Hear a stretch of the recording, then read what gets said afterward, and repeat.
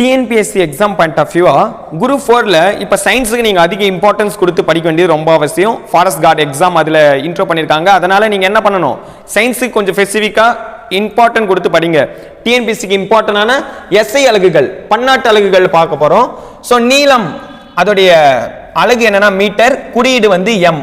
அதே போல் அடிப்படை அலகுல நிறைன்னு பார்த்தீங்கன்னா கிலோகிராம் அலகு, ஸோ குறியீடு வந்து கேஜி. அடிப்படை அலகுல காலம்னு எடுத்துக்கிட்டீங்கன்னா அதோடைய அலகு என்ன, வினாடி, குறியீடு எஸ், செகண்ட்னு. ஓகேவா? அதே போல அடிப்படை அலகுல வெப்பநிலை அலகு என்ன, கெல்வின், கெல்வினுக்கு கே. அடிப்படை அலகுல பார்த்தீங்கன்னா மின்னோட்டம் என்பது ஆம்பியர், ஆம்பியருக்கு ஏ.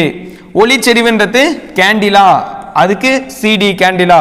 பொருளின் அளவு என்பது எப்படி இருக்கணும், மோல், பொருளுடைய அளவு மோல், அது இங்கிலீஷ்ல மோல். அப்போ இந்த அடிப்படை அலகுகளும் அவற்றின் குறியீடுகள் மற்றும் அவற்றின் அலகுகள் ரொம்ப முக்கியமானது.